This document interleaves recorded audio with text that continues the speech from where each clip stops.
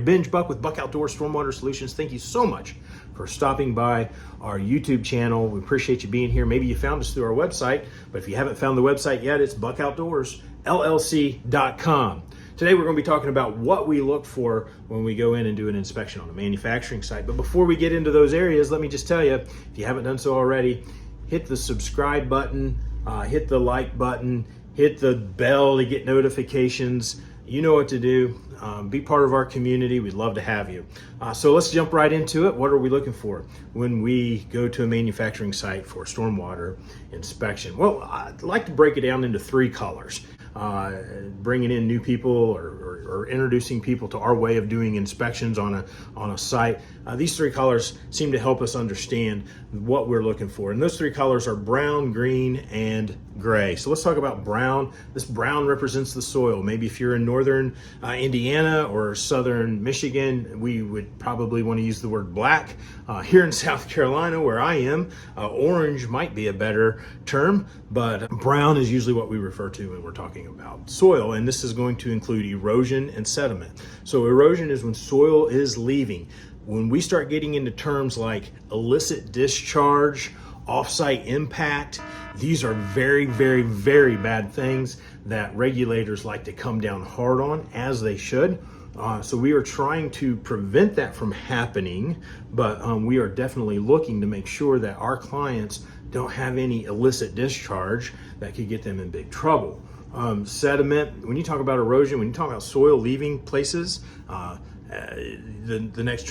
next question is where is it going? And that's if it's off-site or is it on-site? But the accumulation of this soil is referred to as sediment. And what causes it? A high velocity of water. Another thing that would cause it is animals burrowing into different places on site. And a lot of times that is in your stormwater areas. The next color that we talk about is green, and this of course is vegetation. First of all, do you have the right type of vegetation? We don't want any kind of nuisance. We don't want any, we gotta be careful of the saplings. We gotta be careful of briars. And then is the grass at the right height? Is it too short? Is it being mowed too short? Is it being mowed too high? Are there bare spots throughout the site? And what we're looking for on the site is what's referred to as an 80% stabilization. Again, that may change from community to community, but typically 80% is what your regulators are looking for. That doesn't mean that 80% of your site is stabilized. That means that the density of the stabilization is at 80% throughout the entire site. So in other words, if you have mulch and it's beginning to wash away around the building and it's less than 80% coverage in that area, you have an issue, a violation of stormwater regulations.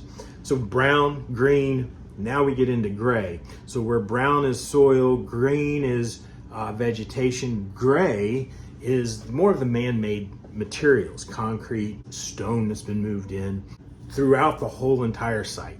The pipes that are underground, are there any disjointed pipes in there? Sometimes this requires confined space entry for these types of inspections. It also refers to the inlets into the stormwater ponds throughout the manufacturing site. It also refers to the discharge riser, the outfall, anything that's part of that outlet structure, the emergency spillways, any kind of check dams that are built usually with stone, with riprap.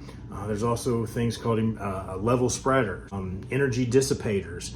These things are throughout the site, and they need to be inspected to make sure that everything is in compliance on the site. So what are we looking for? Really, it's pretty complex, but to keep it simple, we're looking for brown stuff, we're looking for green stuff, and we're looking for gray stuff. And that's how it boils down.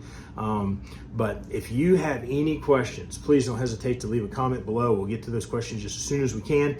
Also, we have a plethora of articles written on our website page, buckoutdoorsllc.com. Look for the blog is called News. So go in there, look at Stormwater News there. If you're in our area, if we're in your area, please don't hesitate to call us. Let us know how we can be part of your facility management team and keep in compliance and keep regulators happy. Also keep stakeholders happy, which is a big deal, right?